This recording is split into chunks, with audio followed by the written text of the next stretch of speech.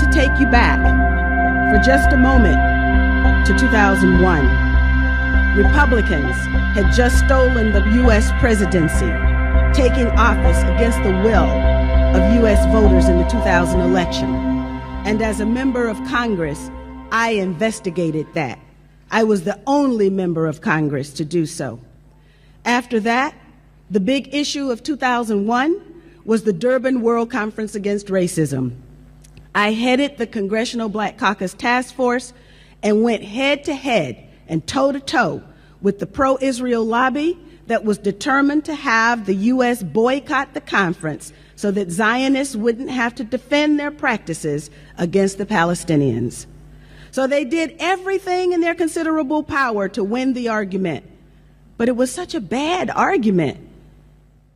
And I was just as determined to have the U.S. participate in the conference. And so they lost. And I went to Durban, and I took 5 members of the Congressional Black Caucus there with me.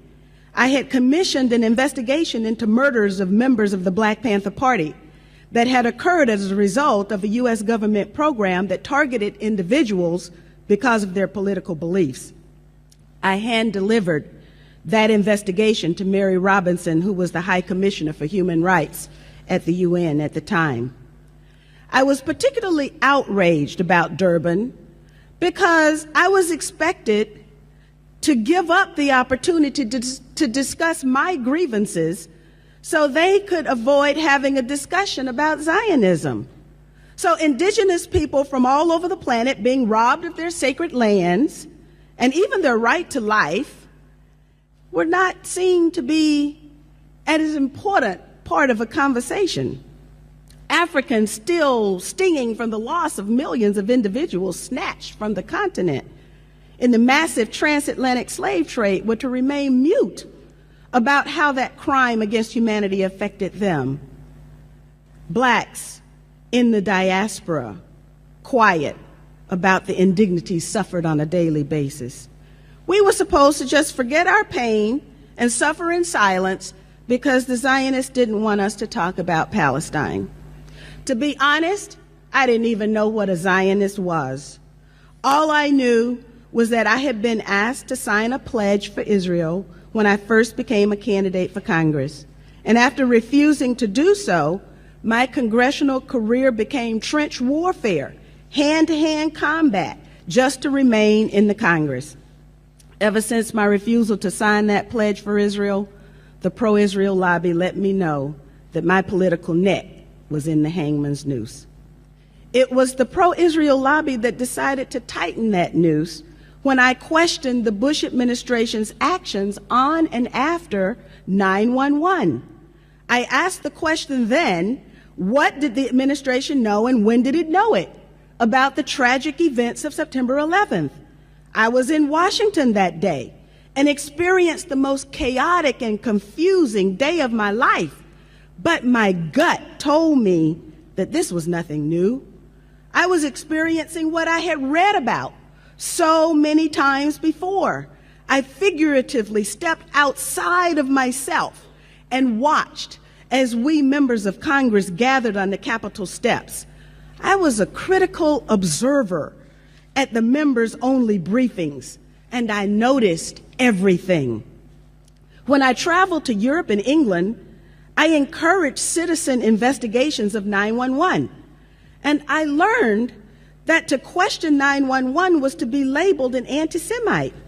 Even more bizarre, those who questioned the tragedy were equated with Holocaust deniers, and I wondered why. By demanding an independent investigation of what happened on September 11th, I became a political pariah. I was vilified in the press, and the noose tightened around my district.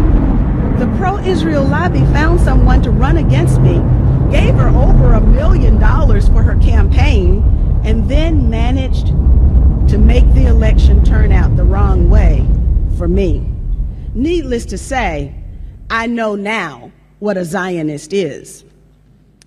I wanted to take you back to those days because I think it's important for us as people of color, to understand where we were in the heady days of Durban. Europe abandoned the U.S. position and admitted that the transatlantic slave trade was a crime against humanity. I met indigenous people from Latin America, from Peru, Ecuador, Black people from Brazil and Colombia, First Nations people from all over North America, and we were making our way together.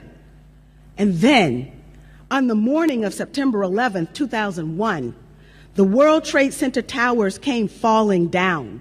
The topic of conversation immediately changed, and today humanity is on the brink. We lost a lot that day. A new level of criminality and immorality has been breached. Whole societies are being wiped off the map, while a sitting president of the United States openly advocates targeted assassination of U.S. citizens on U.S. soil. State crimes against democracy in the name of democracy have become the norm. And as with colonialism and neocolonialism, even our identity has become so warped, we don't know who we are or what we should stand for, and so we are misled, acting on behalf of someone else's agenda, even to our own ultimate demise. All of this is the progeny of 11 September 2001. So what really happened on 11th of September? Much more than I can say within my short time today. But the people all over the world hunger for the truth and refuse to let the lies stand. We need to know more. I'm saddened when I hear people say they are afraid. Afraid of what? Knowing that your government has been hijacked and that those in charge will lie to you? Such knowledge should actually set us free to do what we must to maintain our own dignity.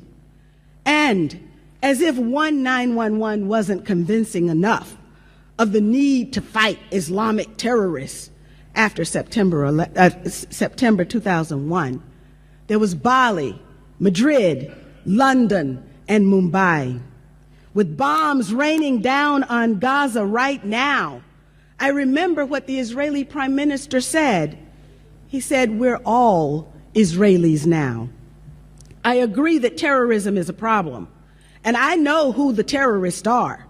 Dick Cheney told us to expect war for the next generation and drew up a list of 60 target countries. General Wesley Clark informed us of Pentagon plans to go to war against 7 countries in 5 years: Iraq, Sudan, Somalia, Libya, Syria, Lebanon, and Iran. Syria is in process, and only Lebanon and Iran are left standing. But I'm sure their turn will come soon, too. General Wesley Clark called it a policy coup. He said that there had been a policy coup inside the United States.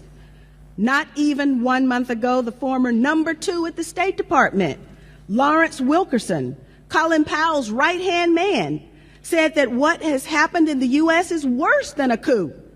The U.S. media would have you believe that the U.S. is divided: non-white versus white, Christian versus Muslim, native-born versus immigrant, white versus Latino. I disagree with that. I've traveled into every nook and cranny of the United States, and I can tell you that people are united and sick and tired of war. The meme of division is developed by those who write the scripts in order to pit us against each other. That way, we forget to focus on those who planned September 11th, those who profiteer from war and killing, and those who, like cowards, vote to send our young men and women off to fight someone else's wars, or worse, remain silent even while whole countries are being destroyed. Dr. Martin Luther King Jr. said that our lives begin to end the moment we remain silent about the things that really matter. He also said there comes a time when silence is betrayal. I heard those words too. So while I hope that my actions, combined with the actions of millions of others who also want justice and peace, will change the world, the best I can do right now is to change myself. I am now in a PhD program that I absolutely love, and I'm studying leadership and change. We need both. And I've added new meaning to that word in my vocabulary, resistance. I wake up every morning and I ask myself, what can I do to resist war and injustice today? Today is the beginning of people who hunger and thirst for the truth to come together. I know that there is a worldwide community that is ready to know what happened on September 11th. As I have said too many times, we all know what we saw, but how did it happen? As a member of Congress, I asked, how could the U.S. invest trillions of dollars in an intelligence and military infrastructure and it fail 4 times in one day?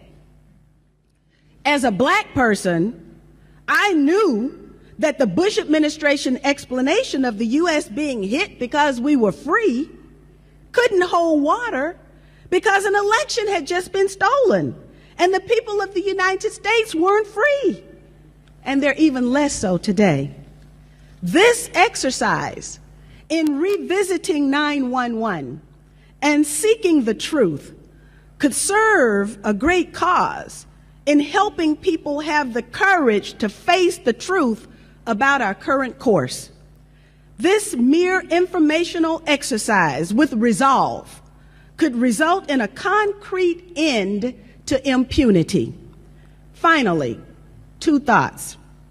1, we need people with a moral compass in public office today. We need people willing to resist injustice and war in public office.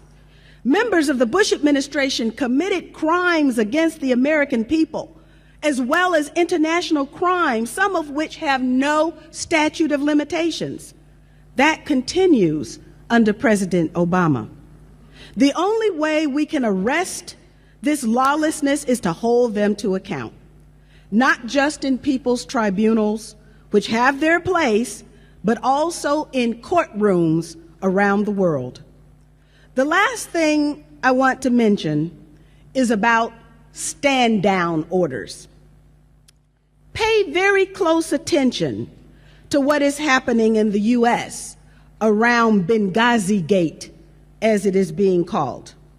A U.S. ambassador and 3 security agents are dead because someone reportedly issued a stand-down order 3 times.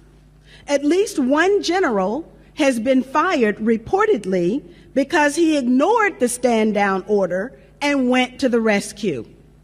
As we revisit Secretary of Transportation Minetta's 911 testimony, the issue of a stand-down order arises.